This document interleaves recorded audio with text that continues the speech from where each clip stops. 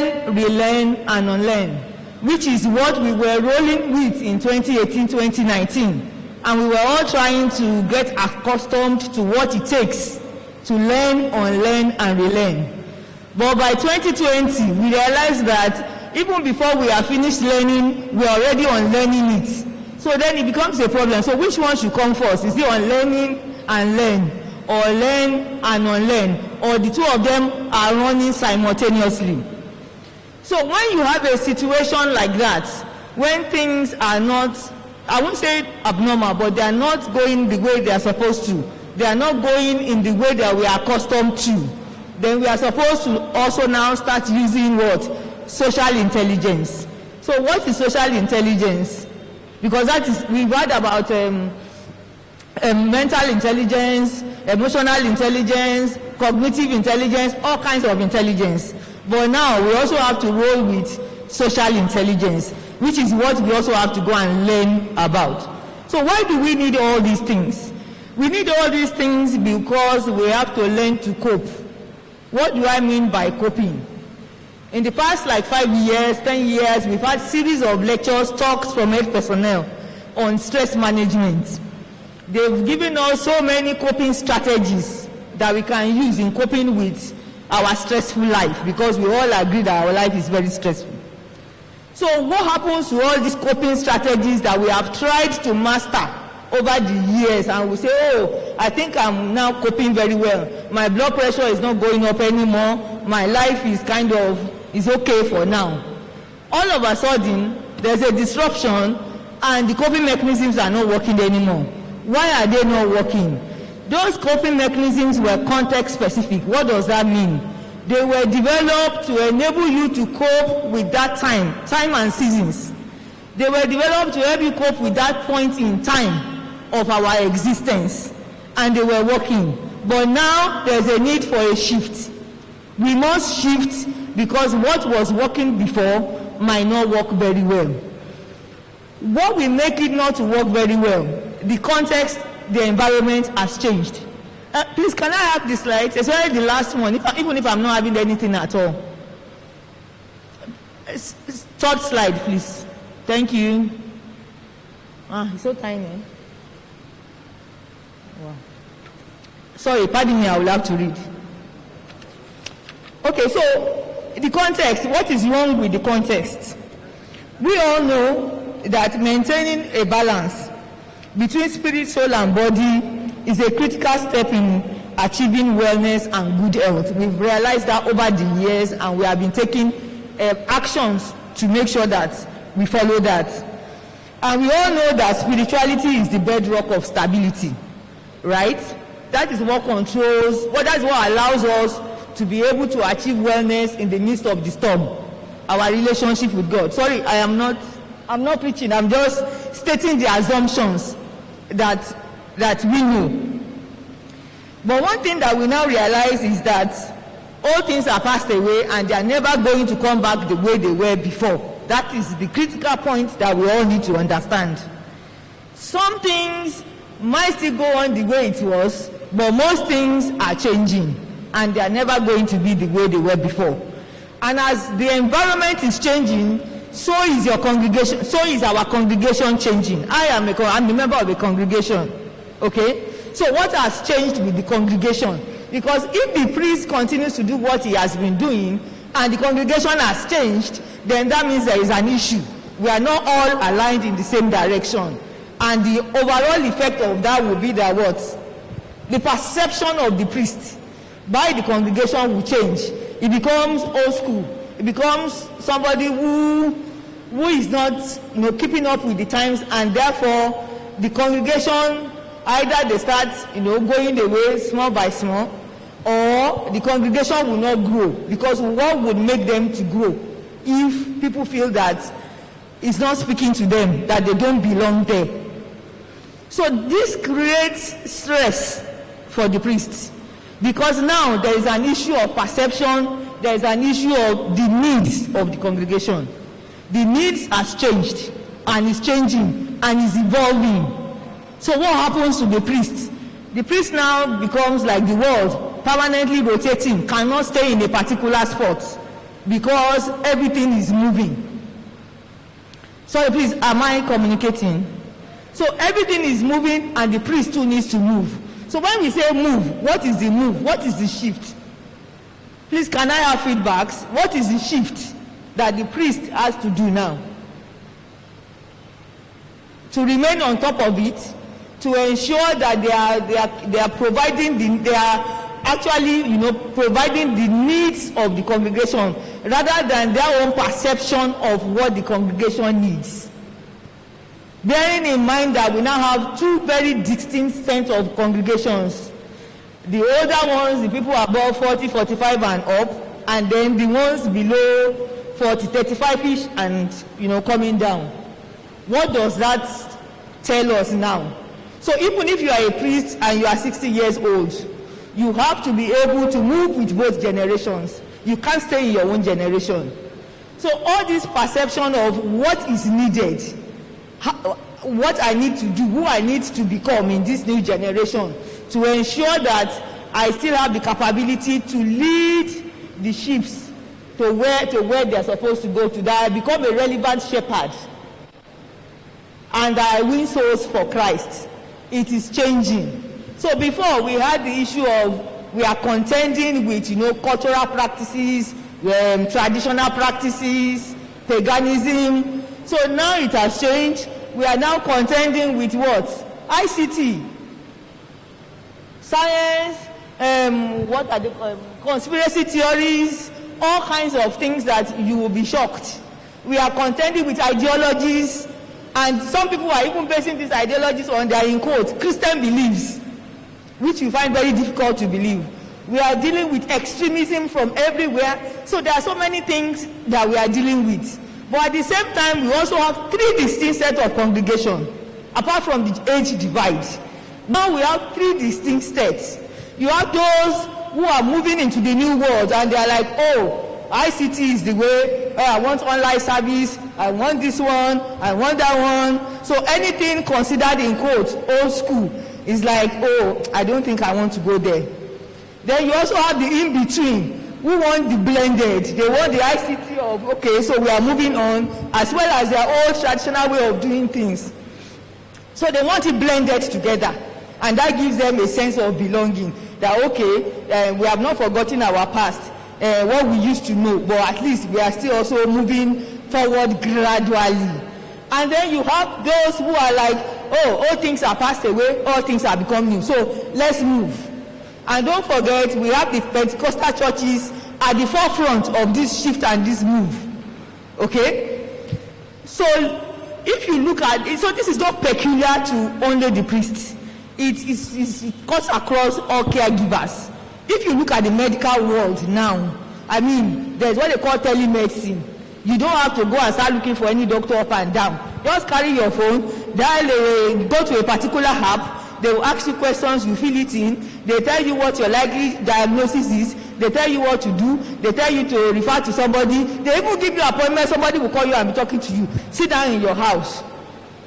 You have artificial intelligence everywhere. Machines where all you have to do is input your problems. I mean, all the things that are wrong with you, just input it. It scans databases, thousands and millions of databases, and gives you the most likely diagnosis, 3 or 4 options. And then he also sends that diagnosis to an expert who does not even need to see you.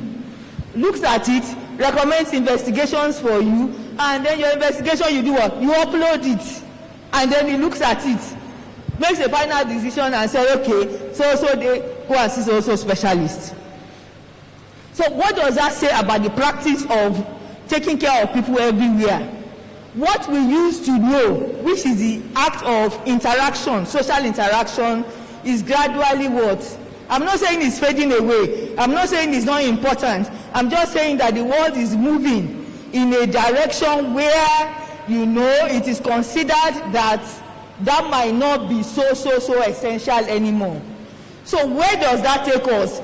Everybody is now being programmed to kind of behave, well, I won't say to behave. There are already robots that are doing these things, and the robots are challenging humans. So humans now have to, step up their game, kind of, so that you don't become relegated and everybody's like, that one is old school, don't bother. So the removal of this social interaction on which we were trained, verbal and not verbal clues, verbal and not verbal communication, is one of the reasons why some people don't want to wear mask. Because if somebody is wearing mask, you don't even know who the person is. You can't even assess anybody's communication patterns. We are all like what? Like robots. Uniform. No expression, no verbal clues, no connection, nothing. And that some people are resistant to unknowingly. I'm not talking about us as we. I'm talking about generally human beings, including healthcare workers. So that becomes, like an issue. That is a stressor.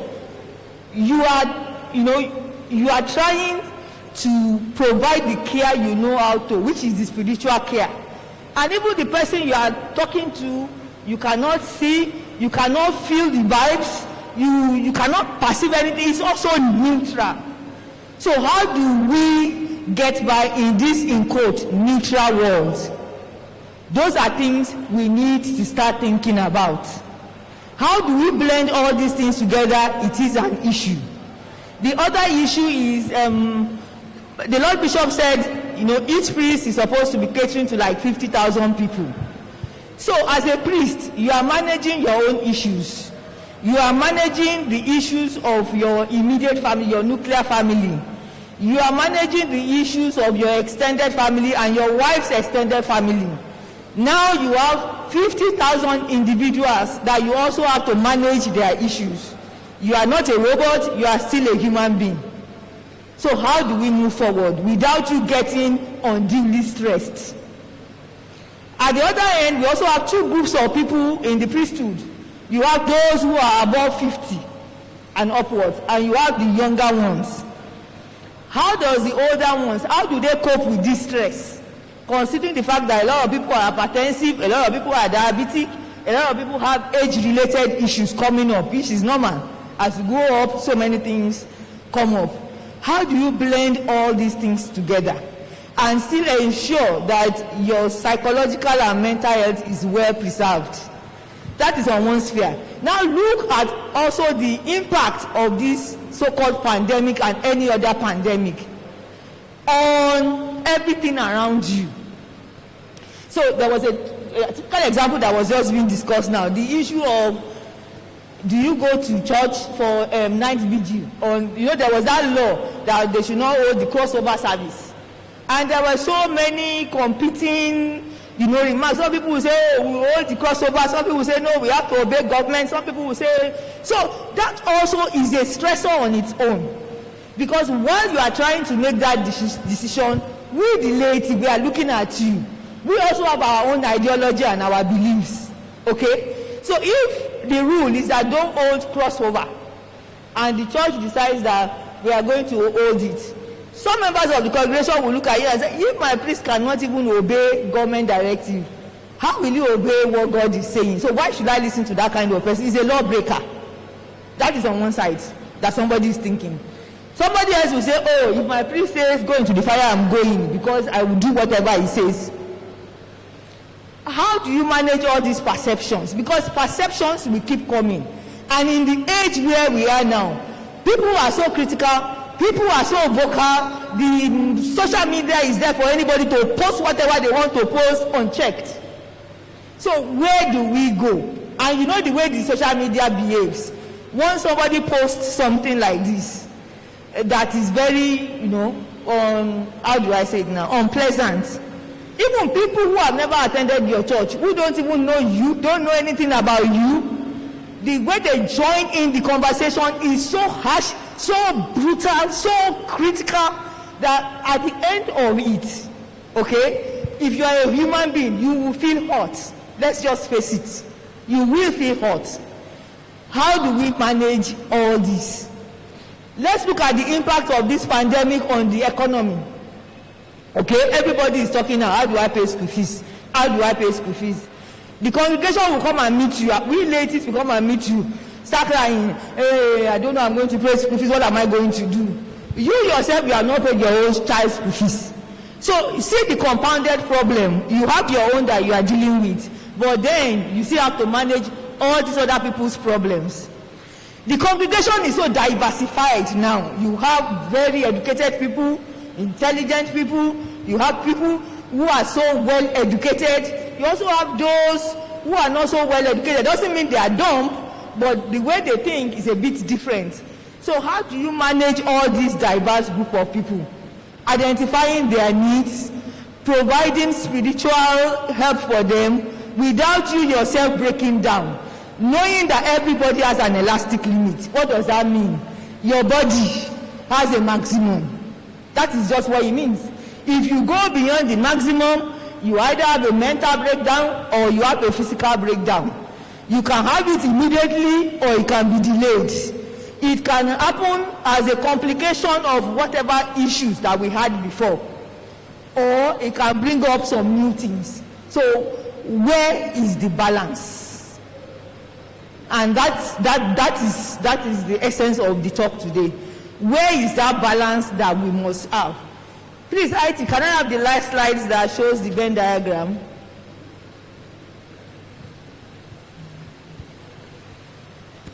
No, yes, thank you. So at this point in time, spirituality is the bedrock, okay? It holds everything together.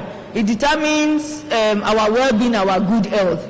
But we must also acknowledge that all the other factors in our environment, whether it is economic, whether it is our social life, whether it is our physical health, whether it is globalization, whatever it is, all these factors also have an influence on our own relationship with God, or our being able to maintain our relationship with God.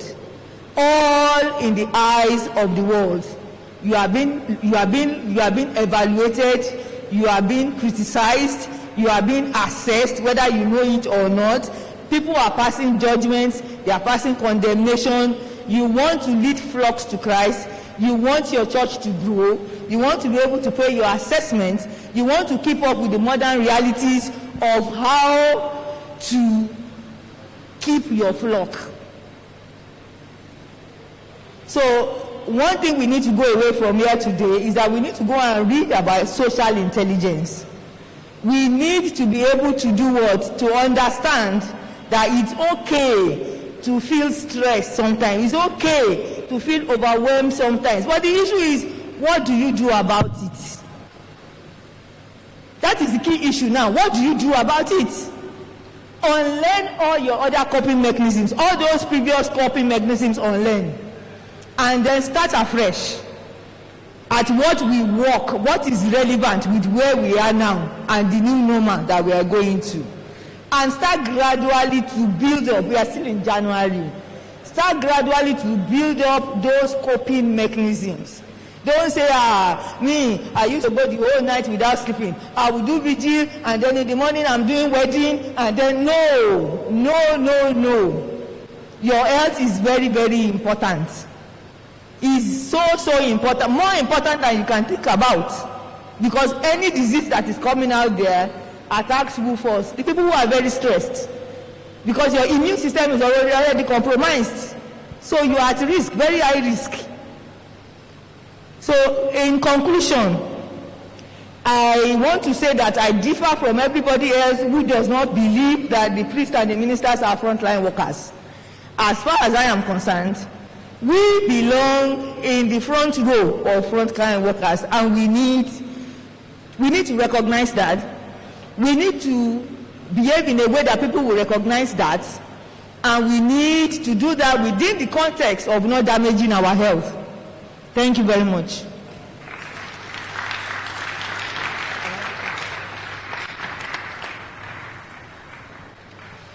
You will agree with me that our sister has done a good job on this assignment.